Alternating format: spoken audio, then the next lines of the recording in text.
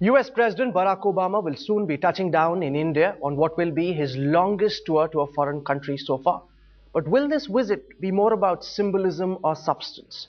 For the American perspective, I'm joined today by His Excellency, the American Ambassador, Timothy Roemer. Thank you very much, sir, Thank you, for granting Raul. us this Namaste. time. Nice to be with you. Thank you very much. Just before President George Bush arrived in 2006, everybody in New Delhi was busy sewing up the final details of the Indo-US nuclear deal. What is the big idea behind Barack Obama's visit this time? Well, first of all, nice to be on your show. Hearty thanks to all your viewers. My wife and I and our 4 children have been greeted so warmly all over in our travels in India. And also, I want to congratulate the viewers and the people of India on a very successful Commonwealth Games. I took my entire family to the opening ceremony, which was absolutely dazzling and spectacular, and congratulations to the athletes who won 101 medals, and India finished second in gold medals. So congratulations to everybody in India. There are plenty of big strategic ideas for India in the United States. When the president comes here to meet with his very good friend, Dr. Manmohan Singh, he will talk about the rise of a new India, an India which is rising with increased strategic importance to the United States throughout Asia.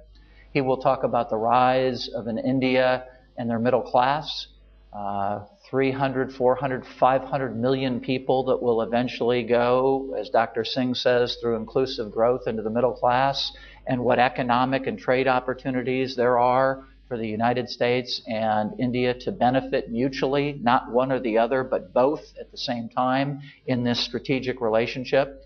And the president will talk about the rise of a global India, where India is rising in terms of importance and seeing the world a lot like the United States does. President Obama is hugely popular in India. In fact, it was said at the time of the elections, if he'd contested in India, he might have won here as well.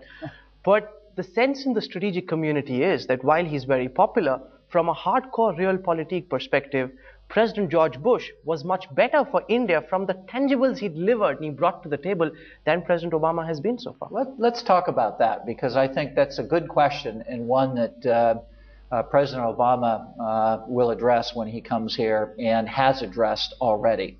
Let's talk about how the president has prioritized this indispensable partnership with India. The president has the ability to have state dinners and honor another leader and another country. He's done just a couple in his presidency so far.